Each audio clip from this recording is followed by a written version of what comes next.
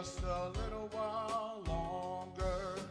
Hold on, just a little while longer. Hold on, just a little while longer, and everything will be all right. Everything will be all right. Hold on. Hold on. Hold just on. a little while longer. Hold on. Hold on. Just a little while Hold on. Hold on. Hold Just a on. little while longer. And everything Will be all right. and everything. Will be all right. Hold on. Hold on. Hold Just a on. little while Hold on. Hold on. Hold A on. little while longer. Hold on. Hold on. Hold on. A little while longer. And everything. Will be all right. And everything. Will be all right. Walk on. Walk on. Walk A on. little while Walk on. Walk Just on. a little while longer. Keep walking. Walk on. Walk A on. little while longer. And everything. Will be all right. And everything. Will be all right. Pray on. Pray on. Pray on. A little while Like Daniel prayed. Pray on. A little while longer. Pray on. Pray on. Pray on. A little while longer. And everything. Will be all right. And everything. Will be all right. Sing on. Sing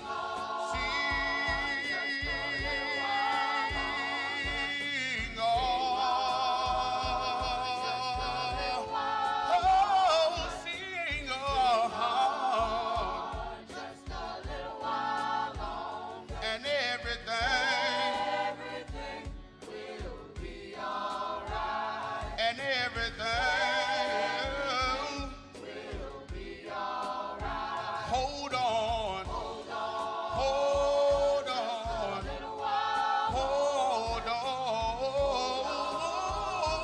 Just a little while longer. Hold on. Hold on. Hold A on. little while longer. And everything. Will be all right. And everything. Will be all right. Hold on. Hold on. Hold on.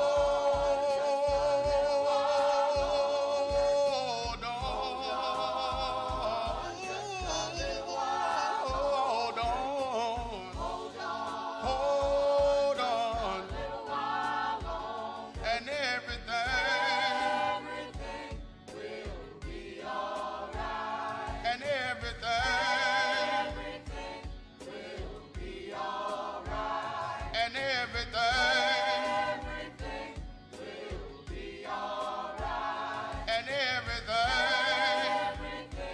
Will be all right. And everything. Will be all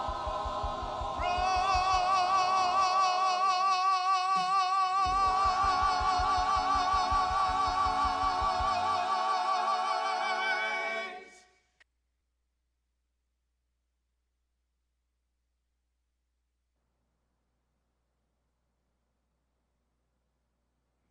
The Oracles of the UCI, 1 Peter chapter 4, verses 7 through 11. But the end of all things is at hand. Be you therefore sober, and watch unto prayer. And above all things have fervent love among yourselves, for love shall cover the multitude of sins. Use hospitality one to another without grudging. As every man has received the gift, even so minister the same one to another as good stewards of the manifold grace of Elohim. If any man speak, let him speak as the oracles of Elohim. If any man minister, let him do it as of the ability which Elohim gives, that Elohim in all things may be glorified through Yahshua the Mashiach, to whom be praise and dominion forever and ever. Amen. Ephesians chapter 4, verses 29 through chapter 5 and verse 4. Let no corrupt communication proceed out of your mouth, but that which is good to the use of edifying, that it may minister grace unto the hearers. And grieve not the Holy Spirit of Elohim, whereby you are sealed until the day of redemption. Let all bitterness and wrath and anger and clamor and evil speaking be put away from you with all malice. And be you kind one to another, tender-hearted, forgiving one another, even as Elohim for Yahshua's sake has forgiven you. Be you therefore followers of Elohim, as dear children, and walk in love, as the Mashiach also have loved us, and has given himself for us an offering and sacrifice to Elohim for a sweet-smelling savor. But fornication, and all uncleanness, or covetousness, let it not be once named among you as becomes saints. Neither filthiness, nor foolish talking, nor jesting, which are not convenient, but rather given of thanks. Ecclesiastes chapter 5, verses 1 and 2. Keep your foot when you go to the house of Elohim, and be more ready to hear than to give the sacrifice of fools, for they consider not that they do evil. Be not rash with your mouth, and let not your heart be hasty to utter anything before Elohim. For Elohim is in heaven, and you upon earth. Therefore, let your words be few. Exodus chapter 23, verses 20 and 21. Behold, I send an angel before you to keep you in the way, and to bring you into the place which I have prepared. Beware of him, and obey his voice. Provoke him not, for he will not pardon your transgressions, for my name is in him. Revelations chapter 3, verses 20 through 22. Behold, I stand at the door and knock. If any man hear my voice and open the door, I will come into him and will sup with him, and he with me. To him that overcomes will I grant to sit with me in my throne, even as I have also overcame and am sat down with my Father in his throne.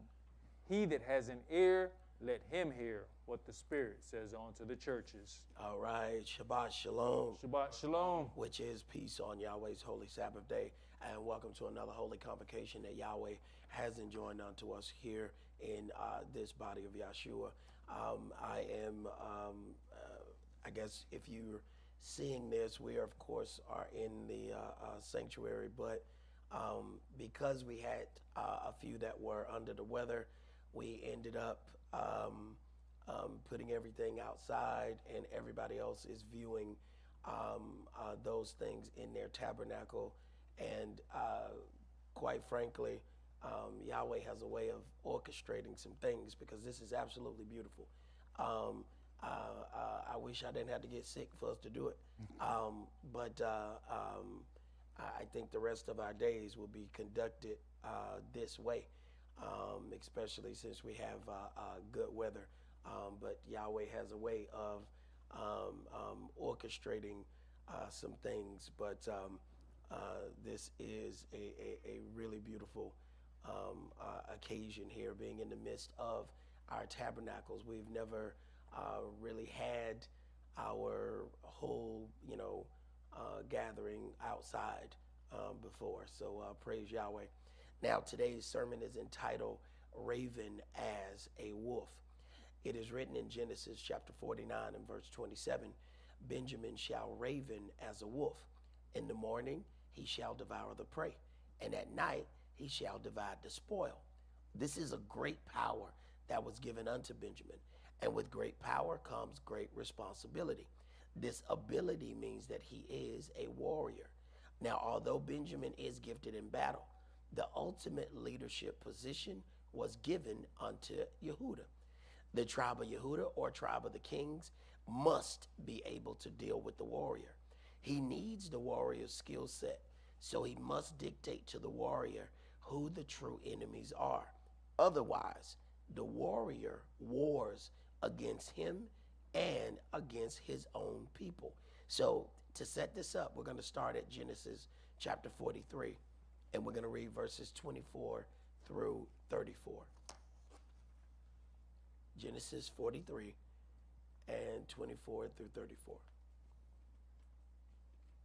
And the man brought the men into Joseph's house and gave them water. And they washed their feet, and he gave their asses provender. And they made ready the present against Joseph, came at noon. For they heard that they should eat bread there. And when Joseph came home, they brought him the present which was in their hand into the house, and bowed themselves to him to the earth. And he asked them of their welfare, and said, Is your father well? The old man of whom you spake, is he yet well? Is he yet alive, pardon me? And they answered, Your servant our father is in good health. He is yet alive. And they bowed down their heads and made obeisance. And he lifted up his eyes and saw his brother Benjamin, his mother's son, and said, Is this your younger brother, of whom you spake unto me? And he said, Elohim be gracious unto you, my son. And Joseph made haste, for his bowels did yearn upon his brother. And he sought where to weep. And he entered into his chamber and wept there. And he washed his face and went out and refrained himself and said, Set on bread. And they set on for him by himself, and for them by themselves, and for the Egyptians, which did eat with him by themselves, because the Egyptians might not eat bread with the Hebrews, for it is an abomination unto the Egyptians. And they sat before him, the firstborn according to his birthright, and the youngest according to his youth. And the men marveled one at another. And he took and sent messes unto them from before him. But Benjamin's mess was 5 times so much as any of theirs, and they drank and were merry with him. So Benjamin has a hunger that is completely different from any of the other brothers. Now, he's the youngest, but he eats 5 times more than them. He automatically has a different kind of body. He automatically is made different. Let's go to the next point there. I want you to read Deuteronomy 33 and verse 12. Deuteronomy chapter 33 and verse 12. And of Benjamin he said, The beloved of Yahweh shall dwell in safety by him, and Yahweh shall cover him all the day long, and he shall dwell between his shoulders. Okay, and of Benjamin he said, The beloved of Yahweh shall dwell in safety. So the power of these individuals is so strong that there is safety in just being near them. Now, that seems good until you use that for the wrong purposes. Because that means if there's evil in your midst, that evil also now feels safe because you are there. Now let's go to Judges chapter 19.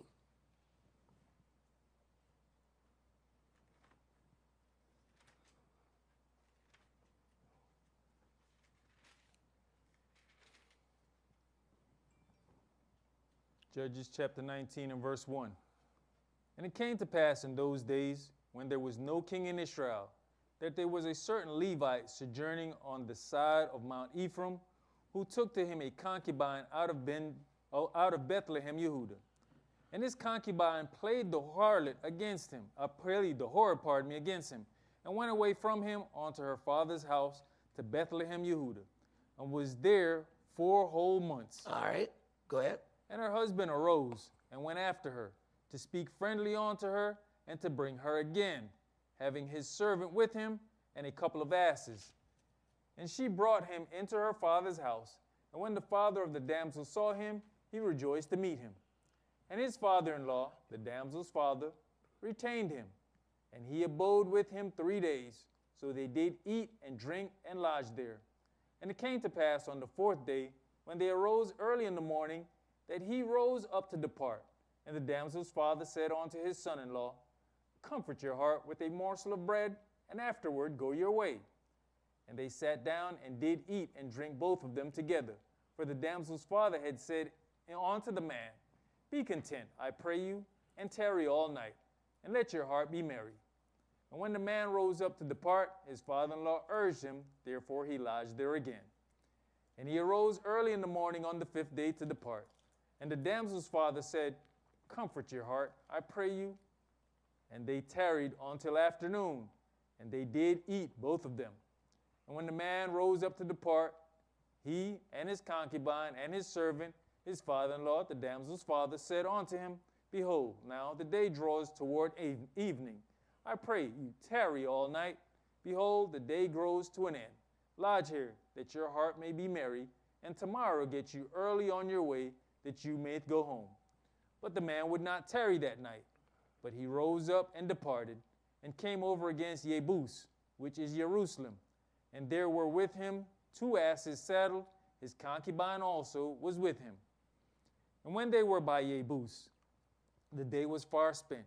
And the servant said unto his master, Come, I pray you, and let us turn into this city of the Jebusites, and lodge in it. And his master said unto him, We will not turn aside hither into the city of a stranger, that is not of the children of Israel. We will pass over to Gibeah. So he figures he must, it's a safer, stop if you stop in a place where the children of Israel are. I mean, it makes sense. Go ahead. And he said unto his servant, Come, and let us draw near to one of these places to lodge all night, in Gibeah or in Ramah. And they passed on and went their way. And the sun went down upon them when they were by Gibeah, which belongs to Benjamin. And they turned aside thither to go in and to lodge in Gibeah. And when he went in, he sat him down in a street of the city, for there was no man that took them into his house to lodging. And behold, there came an old man from his work out of the field at even, which was also of Mount Ephraim, and he sojourned in Gibeah. But the men of the place were Benjamites. And when he had lifted up his eyes, he saw a wayfaring man in the street of the city. And the old man said, Whither goeth you? And whence cometh you? And he said unto him, We are passing from Bethlehem, Yehudah, toward the side of Mount Ephraim. From thence am I. And I went to Bethlehem, Yehudah, but I'm now going to the house of Yahweh. And there's no man that receives me to house. Yet there's both straw and provender for our asses. And there's bread and wine also for me, and for my handmaiden, and for the young man which is with your servants. There's no want of anything. And the old man said, Peace be with you. Howsoever, let all your wants lie upon me. Only lodge not in the street. So he brought him into his house, and gave provender unto the asses. And they washed their feet, and did eat and drink. Now as they were making their hearts merry, behold, the men of the city, certain sons of Belial, beset the house round about, and beat at the door, and spake to the master of the house, the old man, saying, Bring forth the man that came into your house, that we may know him. Now, these are evil men of the city, but it says Gibeah belonged to Benjamin. But these are people amongst that area. Go ahead. And the man, the master of the house, went out unto them, and said unto them, No, my brethren, no, I pray you, do not so wickedly, seeing that this man is come into mine house. Do not this folly. Behold, here's my daughter, a maiden, and his concubine. Them will I bring out now, and humble you them, and do with them what seems good unto you. But unto this man, do not so vile a thing. Now, you have to pay attention that these men have beat at the door, but they coming for the man. When you deal with what was offered, it says, Here is my daughter and his concubine. Now, remember what the whole trip was about. The concubine played the whore and wanted to go out and go back into the streets. So this was the whole purpose of the trip. He was going to get his concubine back. Go ahead. But the man would not hearken to him. So the man took his concubine and brought her forth unto them, and they knew her, and abused her all the night until the morning. And when the day began to spring, they let her go. Now, two was offered, the daughter and the concubine. They only took the concubine. The whole trip was about her and her decision. So when this comes down, it's only her that gets brought out, even though it was 2 women offered. Go ahead. Then came the woman in the dawning of the day and fell down at the door of the man's house where her master was till it was light. And her master rose up in the morning and opened the doors of the house and went out to go his way. And behold, the woman his concubine was fallen down at the door of the house, and her hands were upon the threshold. And he said unto her, Up, and let us be going. But none answered. Then the man took her up on an ass, and the man rose up and gat him on to his place. And when he was come into his house, he took a knife and laid hold on his concubine and divided her, together with her bones, into 12 pieces, and sent her into all the coast of Israel. Now, this seems like one of the most foul things ever, but at this point, he wants to let the children of Israel know what kind of folly has been allowed to happen in Benjamin's land. Go ahead. And it was so that all that saw it said, there was no such deed done nor seen from the day that the children of Israel came out of the land of Egypt on to this day. Consider of it, take advice, and speak your minds. All right, keep going. Then all the children of Israel went out, and the congregation was gathered together as one man, from Dan even to Beersheba, with the land of Gilead, unto Yahweh in Mizpah. And the chief of all the people, even of all the tribes of Israel, presented themselves in the assembly of the people of Elohim, 400,000 footmen that drew sword. Now the children of Benjamin heard that the children of Israel were gone up to Mizpah. Then said the children of Israel, Tell us, how was this wickedness? And the Levite, the husband of the woman that was slain, answered and said, I came into Gibeah that belongs to Benjamin. Now, you have to listen to the words. I came into Gibeah that belongs to Benjamin. Once he says it belongs to Benjamin, it is their responsibility to execute righteous judgment. Why? Because the land is theirs. Go ahead. I and my concubine to lodge. And the men of Gibeah rose against us, and beset the house round about upon me by night, and thought to have slain me. And my concubine have they forced that she is dead. And I took my concubine, and cut her in pieces, and sent her throughout all the country of the inheritance of Israel, where they have committed lewdness and folly in Israel. Behold, you are all children of Israel. Give here your advice and counsel. And all the people arose as one man, saying, We will not any of us go to his tent, neither will we any of us turn into his house. But now this shall be the thing which we will do to Gibeah. We'll go up by lot against it. And we will take 10 men of 100 throughout all the tribes of Israel, and 100 of 1,000, and 1,000 out of 10,000, to fetch victual for the people, that they may do when they come to Gibeah of Benjamin, according to all the folly they have wrought in Israel. So all the men of Israel were gathered against the city, knit together as one man. And the tribes of Israel sent men through all the tribes of Benjamin, saying, What wickedness is this that is done among you? Now therefore, deliver us the men, the children of Belial, which are in Gibeah, that we may put them to death, and put away evil from Israel. But the children of Benjamin would not hearken to the voice of their brethren, the children of Israel. They would not hearken unto their brethren, but you have to then go back.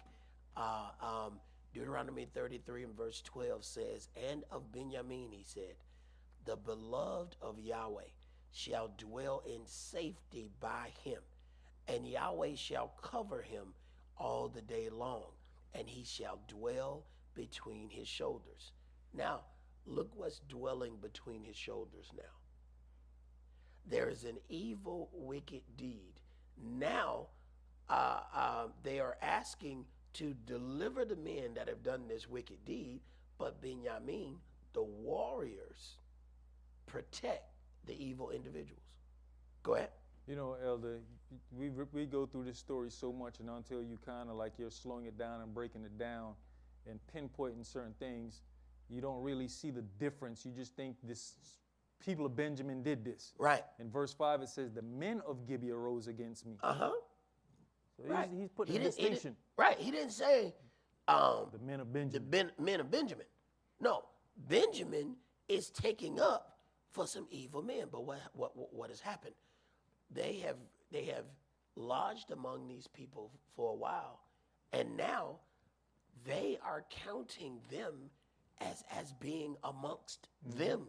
So they're going against the Holy Family for some people that they just have gotten accustomed to. You know, because even when you go back to the setup of things, Yahweh also always says that you're responsible for the stranger and whoever sojourns amongst you. Exactly. It's one law among you all. So they were supposed to implement that. But they didn't implement anything. But then when something is done wrong, they said, no, we're not going to give them up. Now that is a problem. And you always have a problem when your warriors don't know who they're supposed to war against. So you have a bunch of gifted warriors. I mean, these individuals have skills, okay? It talks about the ability that one could sling a stone and not miss. This is the gift that was given unto Benjamin. But now look at how the gift is now being used to protect evil. You know, I want to keep going because it's even like you've said often about how many tours your uncle did. All he knew was war. Right. Coming back here was not conducive to him. Nope. You didn't bring him back on a home front to continue to fight war. Right. Verse 14. But the children of Benjamin gathered themselves together out of the cities unto Gibeah to go out to battle against the children of Israel. And the children of Benjamin were numbered that at that time out of the cities 26,000 men that drew sword, because besides the inhabitants of Gibeah, which were numbered 700 chosen men. Among all this people, there were 700 chosen men left-handed. Everyone could sling stones at an hairbreadth and not miss. And the men of Israel, beside Benjamin, were numbered 400,000 men that drew sword. All these were men of war. And the children of Israel arose and went up to the house of Elohim and asked counsel of Elohim and said, which of us shall go up first to the battle against the children of Benjamin? And Yahweh said, Yehuda shall go up first. Look at there. Who's got to go up first? Judah. The kings have to go up, but you have a problem. You have the kings going against his own warriors. This is a real schism in the family right here. And the warriors are gifted at what they do. But if those warriors misinterpret or forget who the real enemies are, you're going to have a serious problem in your place. Go ahead. And the children of Israel rose up in the morning and encamped against Gibeah. And the men of Israel went out to battle against Benjamin. And the men of Israel put themselves in array to fight against them at Gibeah. And the children of Benjamin came forth out of Gibeah and destroyed down to the ground of the Israelites that day 22,000 men. So they are so gifted in fighting. Now, not so much in leadership, but they know how to fight. Now, they don't know what to do after they win the fight because that part wasn't given to them. Leadership was given unto Yehuda. Fighting was given unto Benjamin. And we have a tendency to say, all right, whoever win the fight. Okay, Benjamin know how to fight. But what happens after that? We had a king that was a Benjamite, and it was a absolutely horrible experience. So Yahweh shows us the difference between just having someone who knows how to battle, but then does not know how to lead. Go ahead. And the people, the men of Israel, encouraged themselves and set their battle again in array in the place where they put themselves in array the first day. And the children of Israel went up and wept before Yahweh until even, and asked counsel of Yahweh, saying, shall I go up again to battle against the children of Benjamin, my brother? And Yahweh said, go up against them. Now, understand now, you have children of Benjamin, and then you have all the rest of Israel. This doesn't even seem like it should be a fair battle. But right now, it looks like it's not a fair battle on the other side. Go ahead. And the children of Israel came near against the children of Benjamin the second day. And Benjamin went forth against them out of Gibeah the second day, and destroyed down to the ground of the children of Israel again 18,000 men. All these drew the sword. Now, all of this war is happening to protect some evil individuals who is not even of their people. This is what happened when the warrior lose focus. Now you need your warrior. You need. It says Benjamin shall raven as a wolf. You know, you need that warrior, but you also need the warrior to stay on the same page as you. And this is what happens when the warrior gets off the page that they're supposed to be on. Go ahead. Then all the children of Israel and all the people went up and came unto the house of Elohim, and wept, and sat there before Yahweh, and fasted that day until even, and offered burnt offering and peace offerings before Yahweh. And the children of Israel inquired of Yahweh, for the ark of the covenant of Elohim was there in those days. And Phinehas, the son of Eleazar, the son of Aaron, stood before it in those days, saying, Shall I yet again go out to battle against the children of Benjamin, my brother, or shall I cease? And Yahweh said, Go up, for tomorrow I will deliver them into your hand. Now, we have to learn to listen to each part, because the other times he said, Go up. Next time he said, Go up. This time he said, Go up, for I will deliver them into your hand. He didn't say that before. Go ahead. And Israel set liers in wait round about Gibeah. And the children of Israel went up against the children of Benjamin on the third day, and put themselves in array against Gibeah, as at other times. And the children of Benjamin went out against the people, and were drawn away from the city. And they began to smite of the people, and kill, as at other times, in the highways, of which one goes up to the house of Elohim, and the other to Gibeah in the field, about 30 men of Israel. And the children of Benjamin said, They are smitten down before us, as at the first. But the children of Israel said, Let us flee, and draw them from the city onto the highways. And all the men of Israel rose up out of their place, and put themselves in array at Baal Tamar. And the liers in wait of Israel came forth out of their places, even out of the meadows of Gibeah. And there came against Gibeah 10,000 chosen men out of all Israel. And the battle was sore, but they knew not that evil was near them. And Yahweh smote Benjamin before Israel. And the children of Israel destroyed all the Benjamites that day, 25,100 men. All these drew the sword. So the children of Benjamin saw that they were smitten, for the men of Israel gave place to the Benjamites, because they trusted unto the liers in wait which they had set beside Gibeah. And the liers in wait hasted, and rushed upon Gibeah. And the liers in wait drew themselves along, and smote all the city with the edge of the sword. Now there was an appointed sign between the men of Israel and the liers in wait, that they should make a great flame with smoke rise up out of the city. Now it says, verse 37, And the liers in wait hasted, and rushed upon Gibeah. And the liers in wait drew themselves along, and smote all the city. All they asked for to start with was the men that committed the evil. So the arrogance and the pushback and not giving up those men has cost a significant amount of blood. But when it comes down to it, you are only as righteous as the things that you condone. So once they condoned it, it was as if they did the rape and murder themselves. Go ahead. And when the men of Israel retired in the battle, Benjamin began to smite and to kill of the men of Israel about 30 persons. For they said, Surely they are smitten down before us, as in the first battle. But when the flame began to arise up out of the city with a pillar of smoke, the Benjamites looked behind them, and, behold, the flame of the city ascended up to heaven. And when the men of Israel turned again, the men of Benjamin were amazed, for they saw that evil was come upon them. Therefore they turned their backs before the men of Israel onto the way of the wilderness. But the battle overtook them, and them which came out of the cities they destroyed in the midst of them. Thus they enclosed the Benjamites round about, and chased them, and trod them down with ease over against Gibeah toward the sun rising. And there fell of Benjamin 18,000 men. All these were men of valor.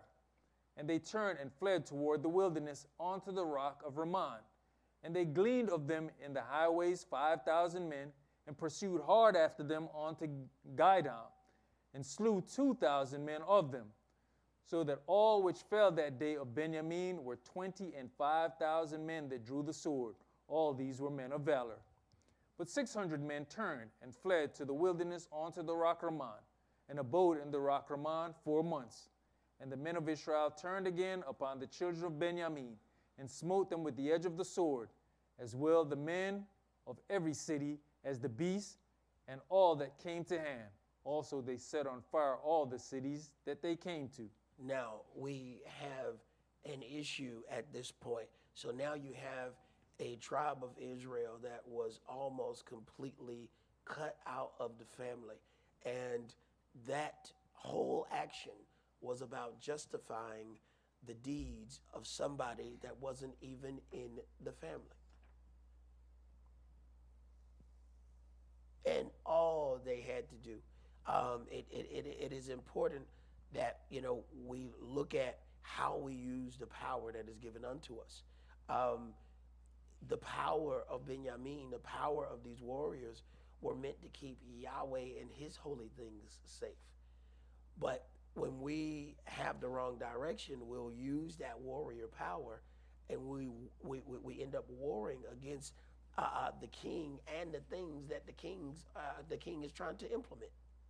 And that is definitely going to always turn out with a bad result. Now, wolves fight as a unit. It may appear that they are in disarray, but they have strategic moves designed to direct their adversaries exactly where they wish for them to be. There is the peace that we may have because we don't deal with something. And then there's real peace that begins with turmoil but brings true peace because dealing with the uncomfortable matter brought about change. Benjamin may have seen in their own thought process that just not giving up the man allows them to just have peace in their land. And that's the fake peace that we have when there's something there, but we haven't dealt with it. So it's going to be more turmoil to deal with that particular thing. But the real peace comes when you deal with that uncomfortable thing. So after all of this war, then comes real peace. Why? Because now they can have peace and righteousness. Benjamin figured they were just going to have peace by not disturbing their land and not allowing those men to be given up. But they ended up with the most unpeaceful situation known. There's nothing more unpeaceful than almost having your entire lineage killed off. So sometimes you can be thinking that your actions are going to bring about peace, and they're actually bringing about way more war than you can ever imagine. Read the note on the next graphic for me. Luke chapter 6 and verse 32. For if you love them which love you, what thanks have you? For sinners also love those that love them. Where did we learn such hypocrisy? Now, that's the question that we have to ask ourselves, where we want certain things for ourselves, but it doesn't come out as wanting those same things for other individuals of our nation. And how did Benjamin get this far off? How did Benjamin get so far off that it was okay to war against all the tribes of Israel to maintain whatever they had in their land? To maintain that even though it's not right, they know that it's not right. They know enough about Yahweh's law to know that what they are doing is not right.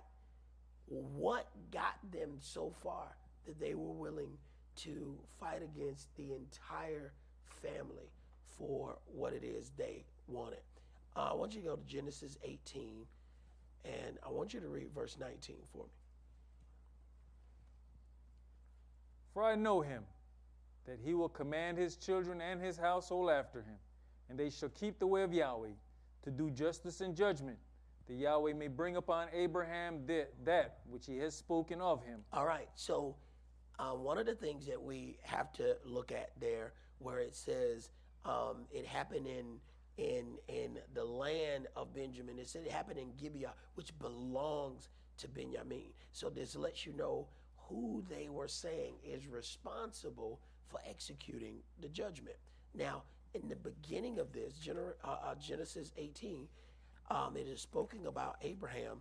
I know him that he will command his children. So Yahweh trusted in him that if he gave him order, if he gave him culture and a law, that he would do everything in his power to make sure that that law was followed. Now, there's a part that we have to pay attention to. It says, I know him that he will command his children and his household. Wait a minute. Just like Priest Kish mentioned earlier, even when it comes down to the servants, there's a law that has to be kept in that general area. So when we read this, a lot of times it says, he will command that. So the thought process then sometimes goes to, well, that doesn't include the woman. Well, we have to ask ourselves, now, if the man is out in the field, who is commanding the children? For the family directive to be effective, the woman receives the direction from her husband and implements his will in his absence. Now, we have to also draw the correlation with what does that mean as it pertains to Yahweh. What does Yahweh desire when it comes down to us? He requires his wife Israel to implement his desire upon their offspring in his absence. Yahweh not going to come down here and stand by us. He is given us laws, statutes, and judgments. So he expects us to implement those things. Now, if he needs to be physically standing in our midst for us to implement his will, then we are not virtuous wives. It's one thing to see the biblical dynamic in the pages of the Holy Book, but can we see it being presented in the flesh of the living quarters of our personal homes? Let's go to Deuteronomy chapter 21. So how did an entire tribe get so far off that they are willing to war against the entire family and not feel like they have done anything wrong? Go ahead. Elder, you're always talking about the gift blinds, or scripture mentions the gift blinds, but then you're always saying that gift of friendship. They're amongst them, so there's some kind of friendship already built up with these people. Right. But we forgot, nothing overrides the family when it comes down to this unit. Now this is where things get interesting, especially as we deal in this leg of our journey. Like Yeshua said, who is my mother and who is my father? Who is my mother, my brother? My mother, my brother are the people who share in this word with me. So now you have some people who have just latched on to some people that is in the land with them, but they're not in the family. Go ahead. Deuteronomy chapter 21 and verse 18. If a man have a stubborn and rebellious son, which will not obey the voice of his father or the voice of his mother, and that when they have chastened him, will not hearken unto them. Now, you have to, first of all, pay attention that there are two directives here. If a man have a stubborn and rebellious son, which will not obey the voice of his father or the voice of his mother. See, what we'll like to do is pass the disciplinary action off to the other parent. This right here is pushed to both. It says both have tried to get this kid to listen. It says now, and when they have chastened him, not if. But now it don't say when he or her, it says when they have chastened him. So if you only have one parent doing the chastening, you are probably set out for failure, because the kid is going to notice that they can play one end against the middle. Kids are absolutely very observant, very observant. So they witness that one of them has strength and the other one does not. So they will use that against him. So it says when they have chastened him, and he will not hearken unto them. See, remember now, the man is not in this the whole time. So that directive has to be coming from the mother. Keep reading. Then shall his father and his mother lay hold on him, and bring him on to the elders of his city, and unto the gate of his place. And they shall say unto the elders of his city, this our son is stubborn and rebellious. He will not obey our voice. He's a glutton and a drunkard. Now, they can't say this if they haven't tried to discipline him.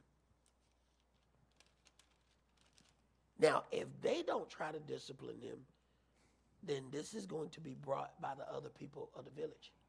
They're going to bring the little boy. They're going to bring the disobedient kid. They're not going to wait for the parents.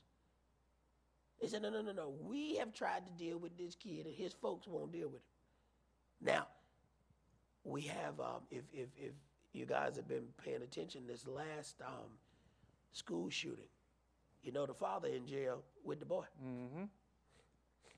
There's a point where when you don't take care of certain parts of, implementing order with that child, then you are going to be held responsible for what that child does.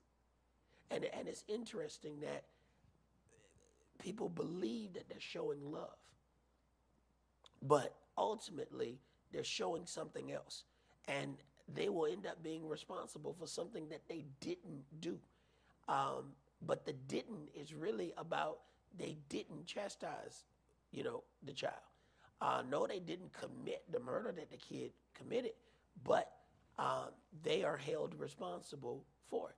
Go ahead. Even in this situation, when it comes down to the ultimate punishment, sometimes a parent go, you go deal with that. Right. Verse 19 say, then shall his father and his mother lay hold on him. Yep. So both of y'all are responsible hand in hand to bring it out to the gate. Right, because at some point it needs to be, all right, well, you try, because I already done tried.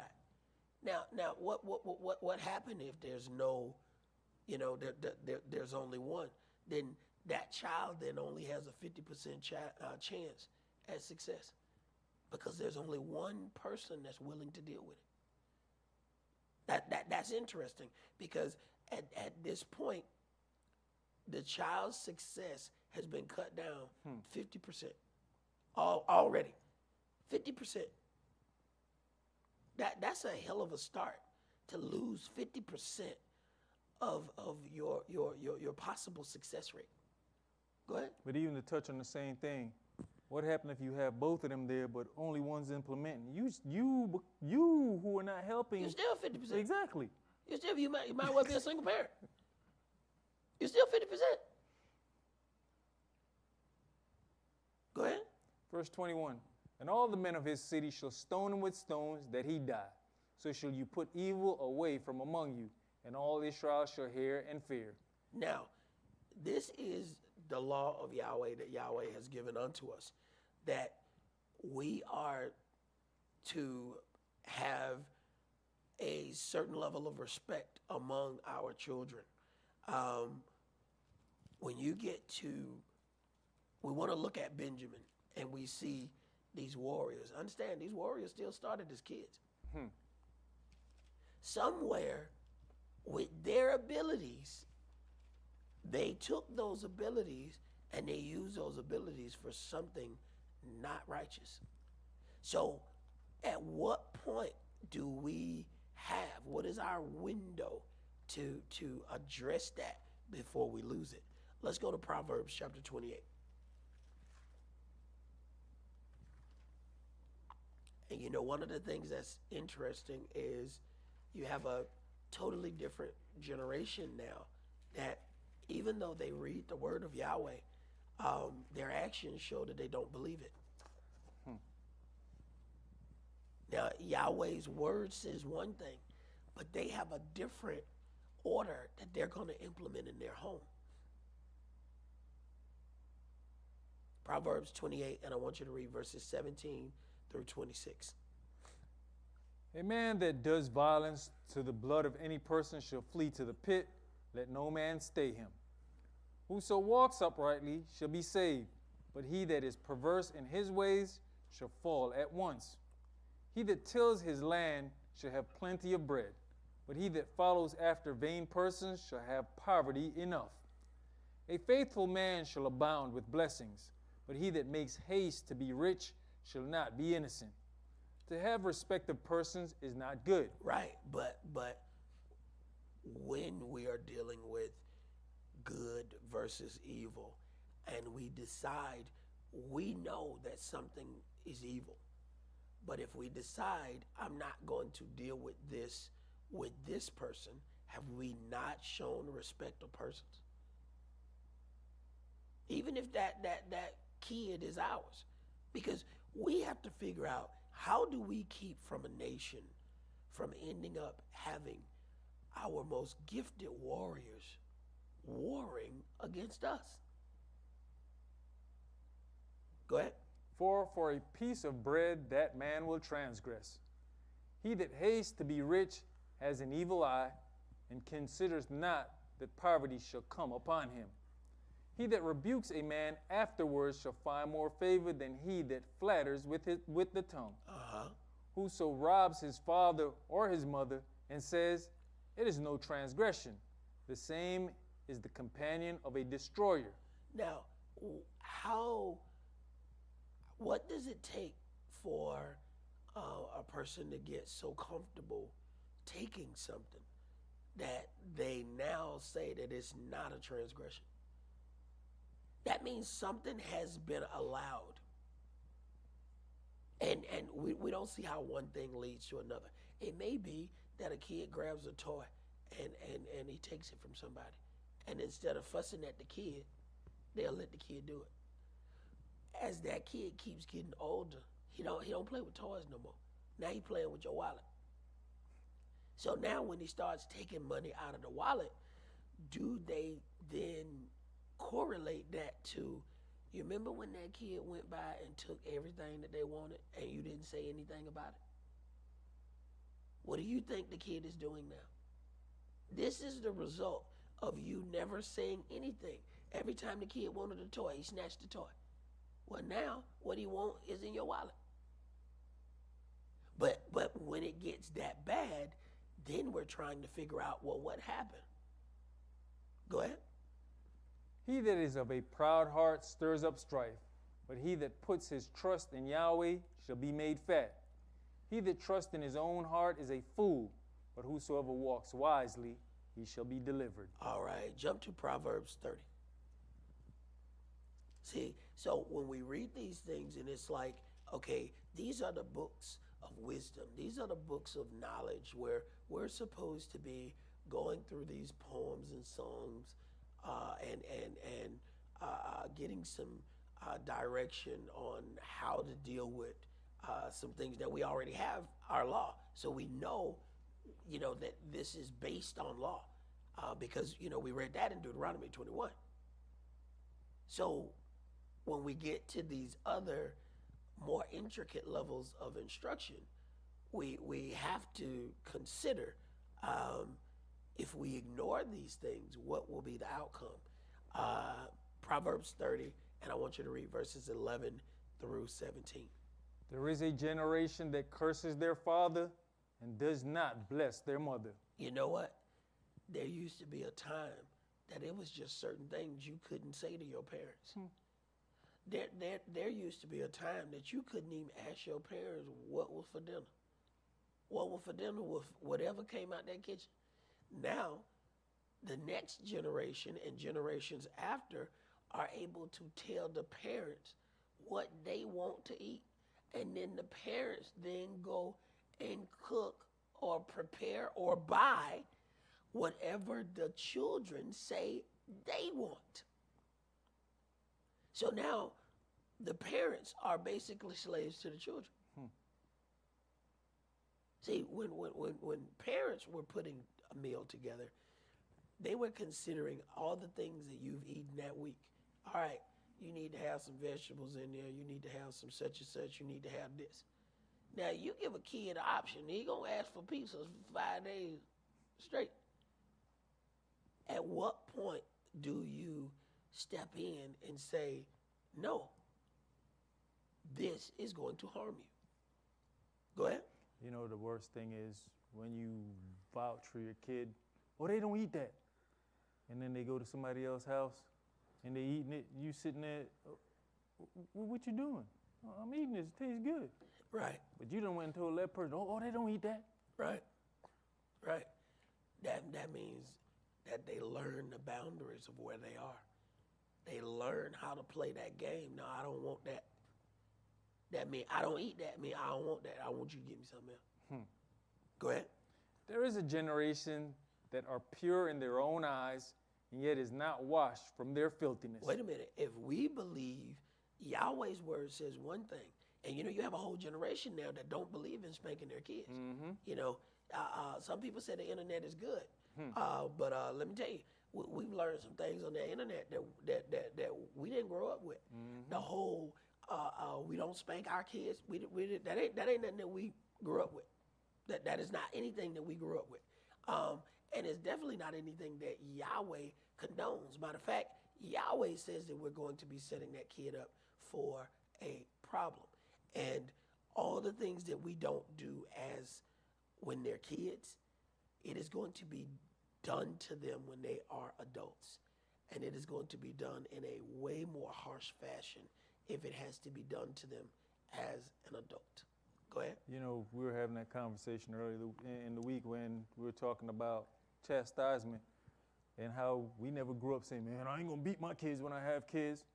It was more like, you know what, I'll try to communicate better with them, but we never let them words come out of our mouth saying, I ain't gonna beat my kids when I have kids.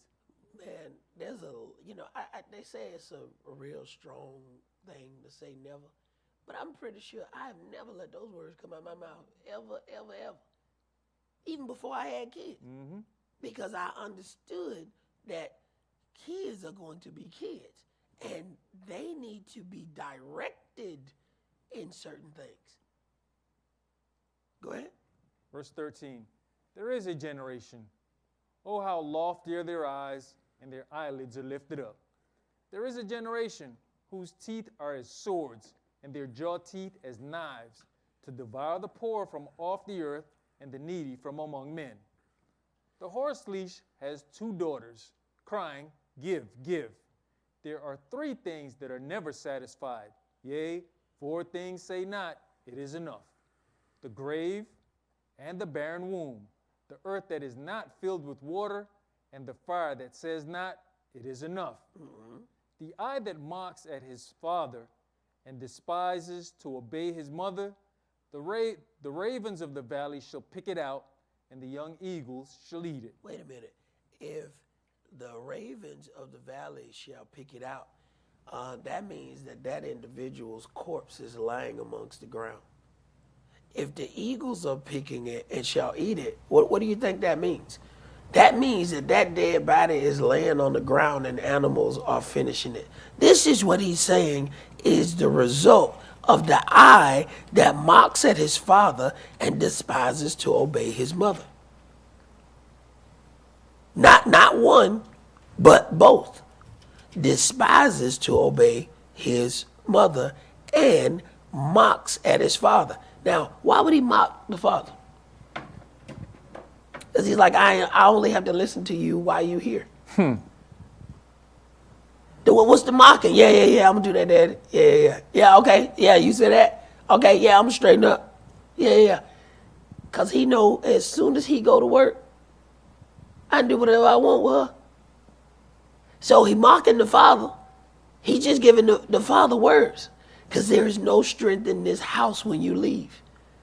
So he's just mocking him, saying that he's gonna do those things, but he know he don't have to do them because there's no strength left when he goes to work.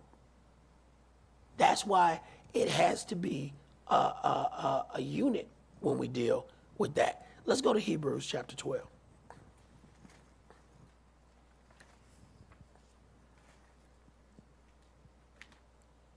And we have to consider all of those personal gifts.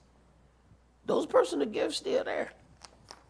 Now, if we don't direct them right, they use all of those gifts for all the wrong reasons. Benjamin, warriors. What did they fight for? Some rapists, man. They almost got killed off to protect some rapists just because the rapists hung out and lived in the area where they lived. So the gifts are still there, but what will they use the gifts for? Hebrews chapter 12, and started at verse 5. And you have forgotten the exhortation which speaks unto you as unto children. My son, despise not you the chastening of the Adonai, nor faint when you are rebuked of him. For whom the Adonai loves, he chastens, and scourges every son whom he receives. Okay, so Yahweh says, if he doesn't chastise you, then he must not love you. Now, we're going to have to sit on that for a second. This is talking about Yahweh's chastisement among men. And if we are without chastisement of Yahweh, then he's not connected to us. So we then have to ask ourselves a question. Well, Yeshua said to the scribes and Pharisees, he says, you are of your father, the devil. So if Yahweh doesn't chasten us, whose sons and daughters are we?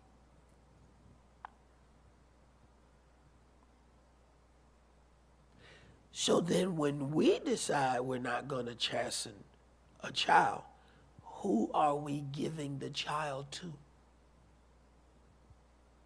Go ahead. If you endure chastening, Elohim deals with you as with sons. For what son is he whom the Father chastens not? But if you be without chastisement, wherefore all are partakers, then are you bastards and not sons. Wait a minute.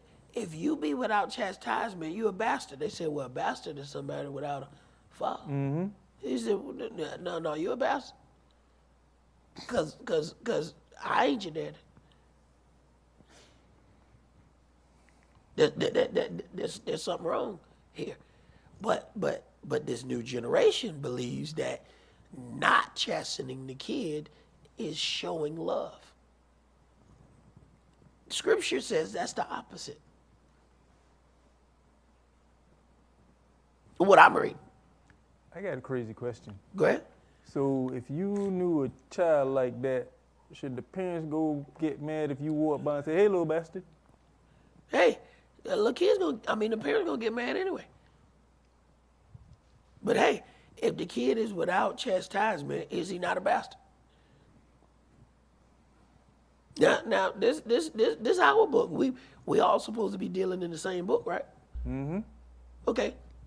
So that if somebody does have a problem, let's go back to the book.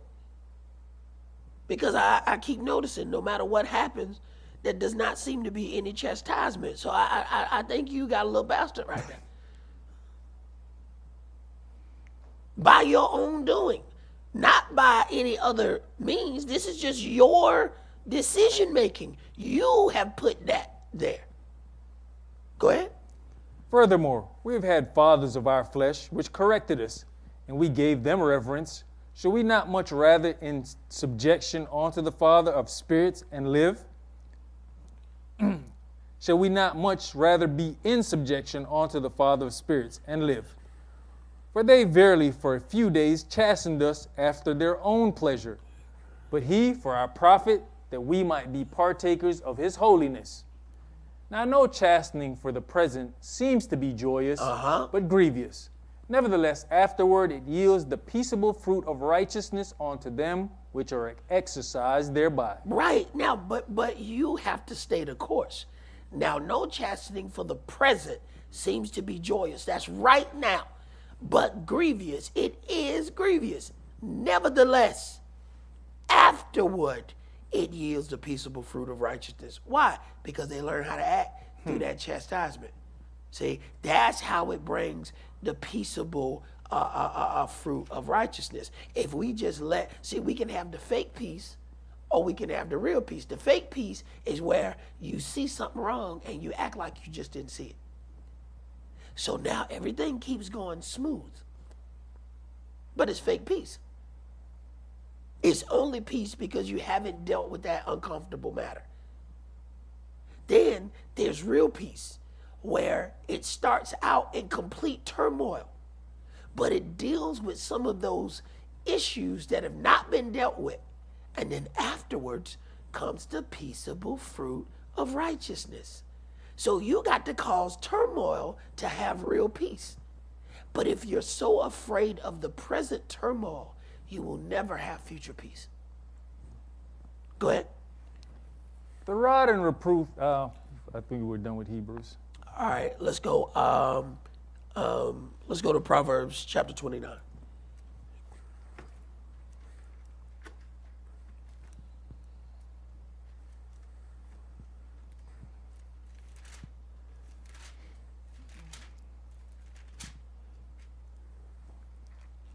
You know, sometimes, you can go and get something in like one or two scriptures, and that should be enough.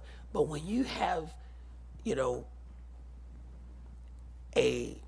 it says, when a forehead is hard as flint, and it has already decided that this is the path, you have to go through multiple things for them to even believe that you might know what you're talking about. Because, you read one, so they say, well, the psalm just a song. That was just a song. So, you have to line it up with law.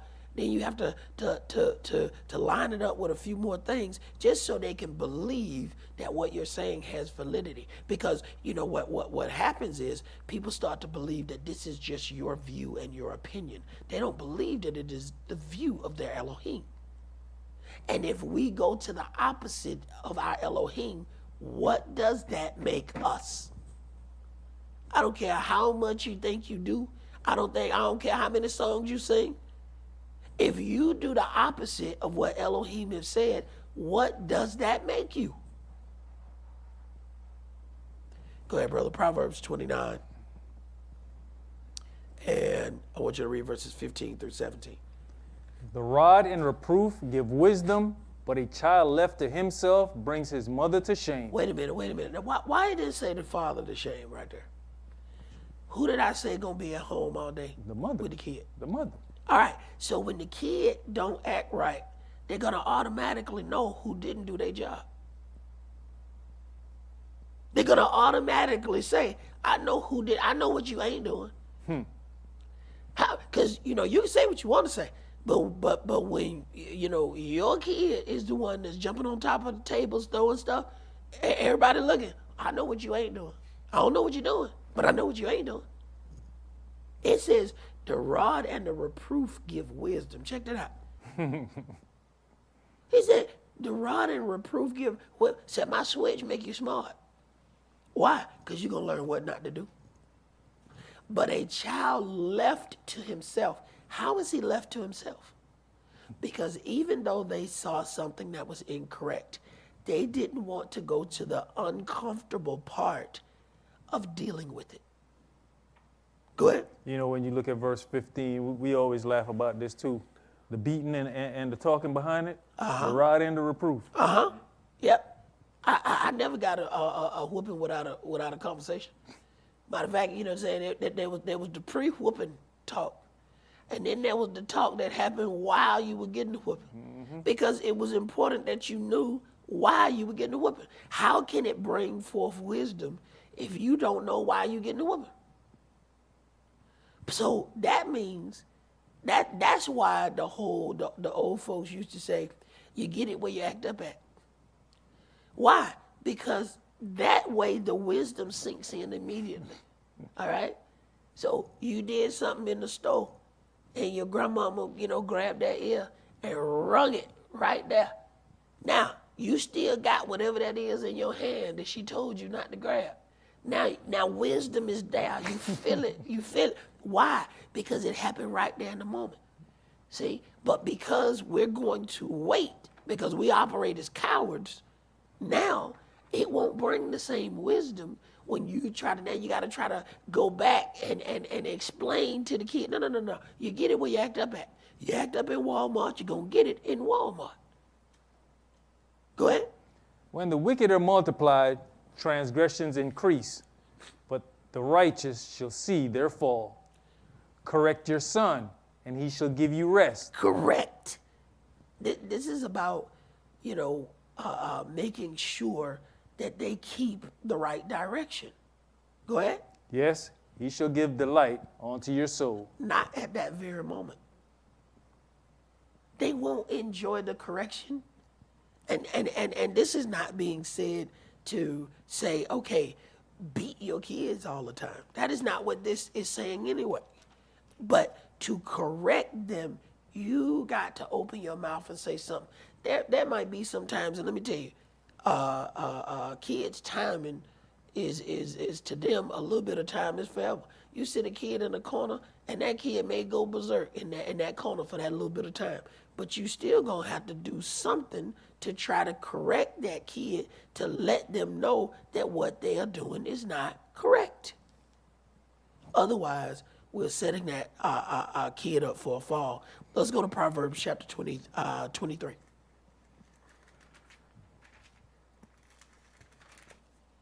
See, all the things that we don't deal with, we might end up then having the rest of the tribes go against a whole land of Benjamites because they have grown up not being chastised for any of the decisions that they have made.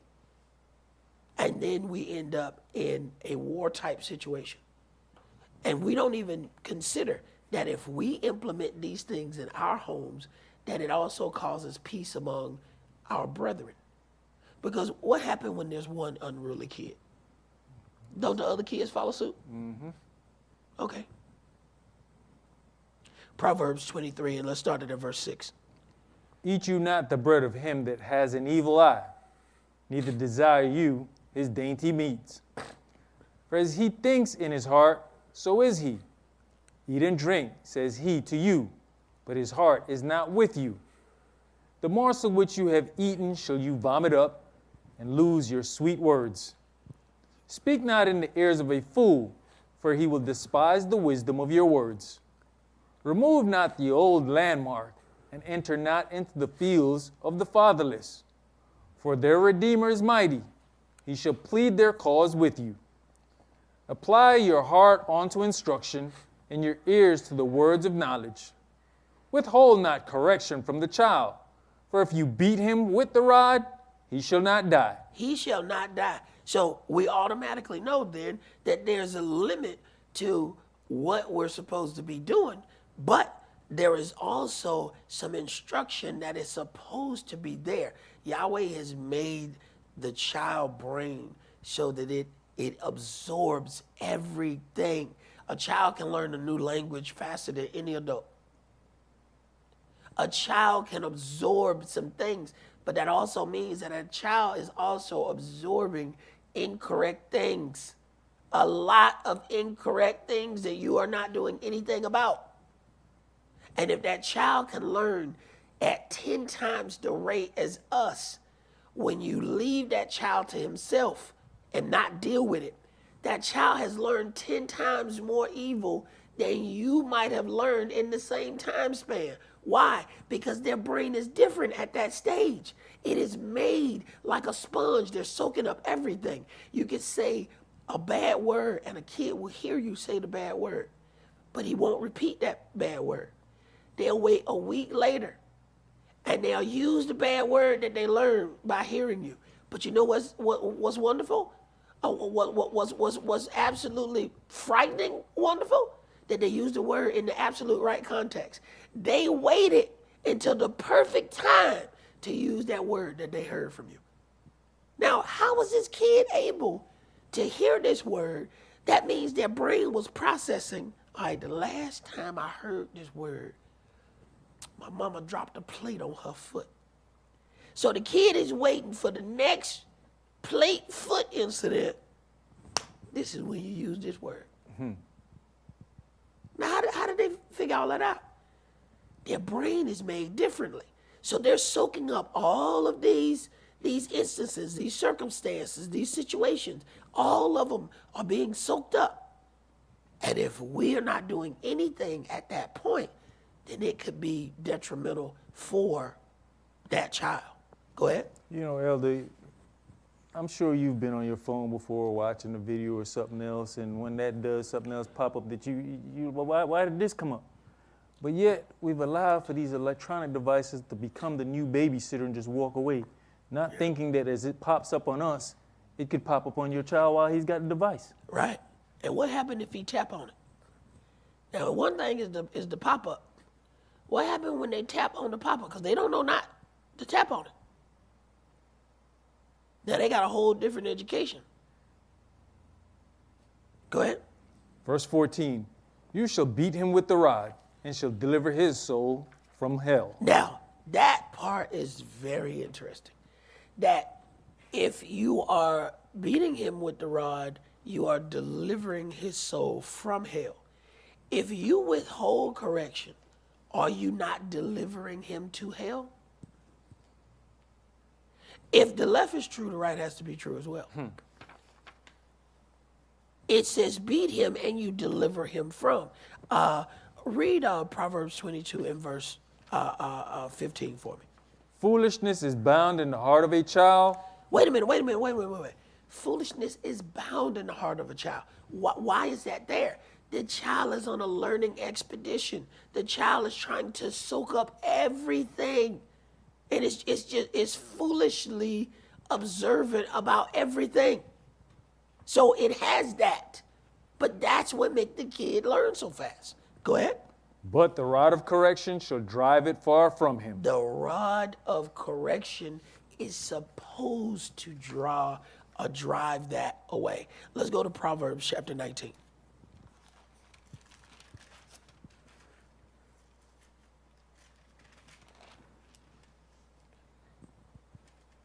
See, we can either deal with these things while we have the ability to deal with them, because there's a window. Once you allow things to go so far, there won't be any fixing. Go ahead. I want you to start at verse 16. Proverbs chapter 19 and verse 16. He that keeps the commandments keeps his own soul. Wait a minute. The commandments are the ones that gives us the direction on what we're supposed to do. See, in the beginning of this, we read the law. If a man has a stubborn and rebellious child. Mm-hmm. Now, this is giving you the end result of that. These are giving you the steps to keep from going to Deuteronomy 21. Deuteronomy 21 means that you've already tried all of, the various ways of trying to get this child to listen. So these writings gives us some ways that we can do something before we get to take him amongst the people and let him stone him. Go ahead. Earlier you was asking about, if you doing against what Yahweh says. Like you stated in the beginning, we started with the commandment. He says, you spare the rod, you spoil the child. Uh-huh. And he says, he that keeps the commandment keeps his own soul. So if you're not doing that, then you're not keeping the commandment. Right. You're breaking the commandment. Right. Now, do we consider that a commandment? Okay? Do we consider that on the same level as thou shalt not steal? Remember, it says, he that transgressed the law in all. For the same one who said, do not steal, also said, do not commit adultery. Now, if you do not steal, but you commit adultery, you are still a transgressor of the law. So, at the end of the day, does it matter which part of his law you have a problem with? Go ahead. And I think that's the problem, is that we want to only base around the Big Ten, as they want to call it. Right. Not understanding there's 613 laws, statutes, and judgments. Correct. So which one in that you don't understand or you're against? Right. And it ain't that we don't understand, because we'll tell you how smart we are. We understand. We just don't like. Go ahead. But he that despises his ways shall die. He that has pity upon the poor lends unto Yahweh, and he that which he has given will he pay him again. Chasten your son while there is yet hope, and let not your soul spare for his crying. In other words, you have a window. You have a window of disciplinary action. You have a window to help form the heart of that child. And if you lose that window, you are going to have a problem. It says, chasten your child while there is still hope. But what happens is, then it says, and let not your soul spare for his crying. This is what stops us. See, and we think that's love. We think that's love, so that now, we allow that to keep going.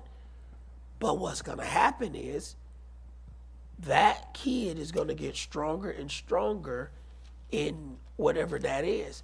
And sooner or later, you got the whole nation that's going to have to go in war against something that we let. You have to think about what ended up happening when Yahweh bring forth judgment. It'll be Israel went into a land and went and killed everybody there, and one person got away. If you do what you do, that one person never cause you a problem. But when we don't do what we're supposed to do, that one person come back, bring an army, and then come and subdue our children. So do we consider the collateral damage that comes when we decide that we're not going to deal with this? It says that it takes a village. Okay. Somehow, if there is a situation where there's a child that is allowed to operate any way they want to, that is definitely going to affect the other children. So it is going to affect the rest of the village. Go ahead. But there's also that circumstance, right, where it takes a village. But if you decide, you know what, I'm not going to discipline them, I'm going to keep letting the village discipline. Right. Then you causing that child to hate the village, because then the village is the problem. Right. Mom and daddy good, but the village is the problem. Right. I don't want to go to the village. And that's exactly, that's that fake peace that I talk about, where you're not going to deal with something so that it appears that it's peace. But you're very right about that, where the parents will take a passive role, step by, let the village deal with it, so that the village can be the bad guy. Go ahead, brother. Did you finish that? Yes, sir. All right. Let us read. I want to go to one more thing. Let's go to Proverbs chapter 13. Proverbs chapter 13.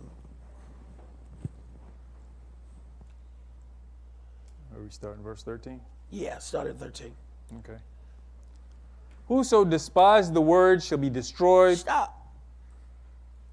Which part of the word? Which part and how will they be destroyed?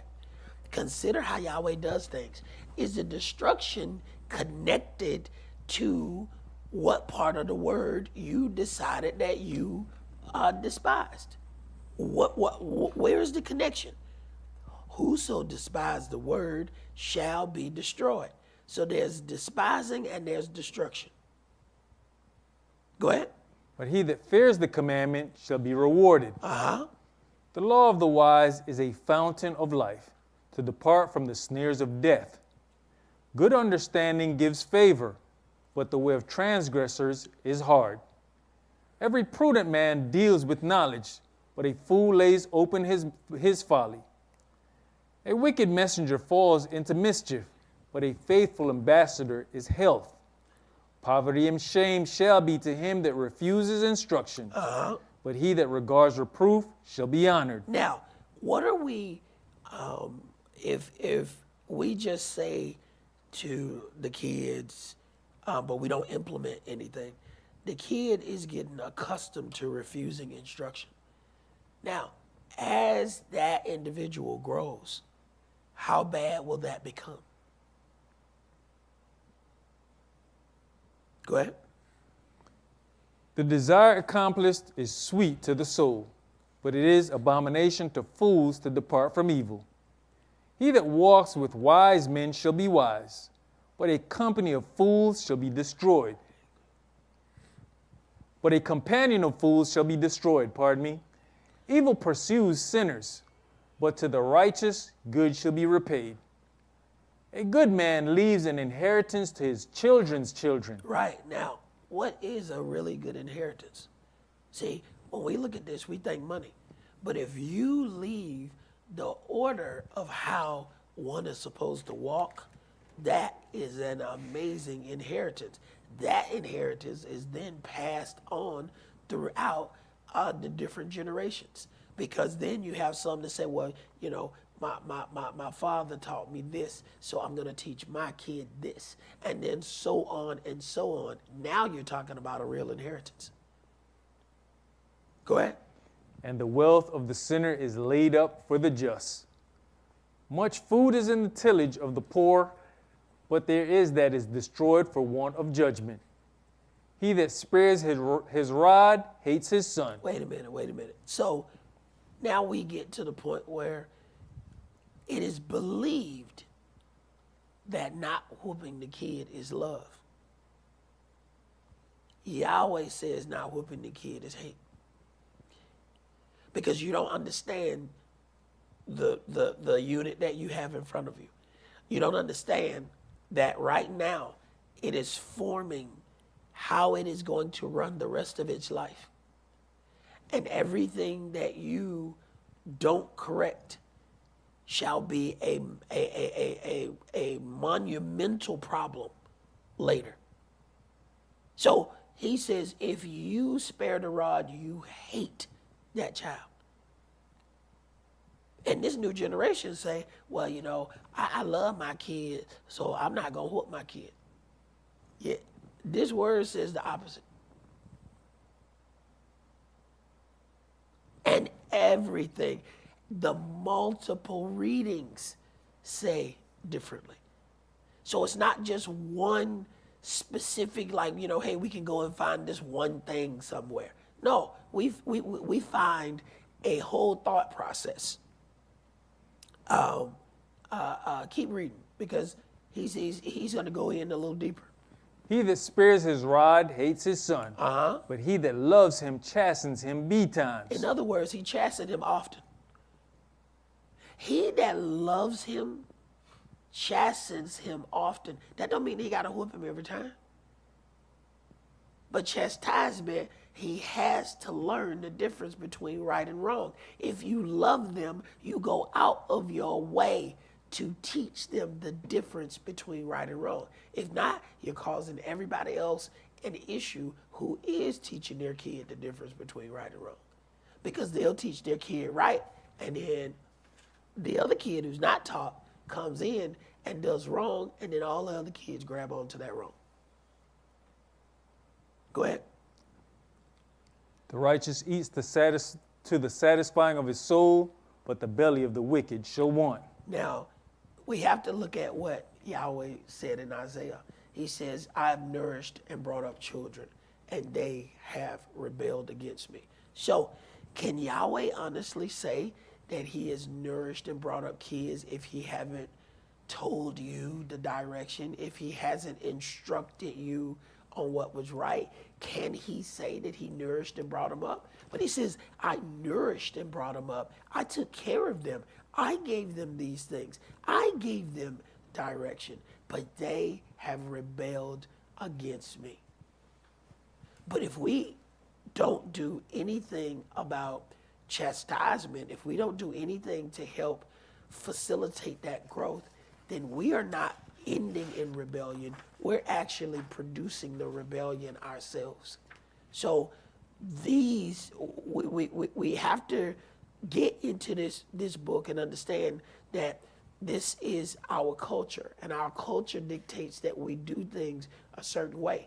Now, what spoils us is that we have come into contact with other individuals previously before we knew who we were, and they dealt with things out of order. So now we are so hell-bent on not dealing with these instances that we end up causing a bigger problem than the thing that we're trying to avoid. That's all that we're going to do for today. Remember the Sabbath to keep it holy. Shabbat shalom. Shabbat shalom.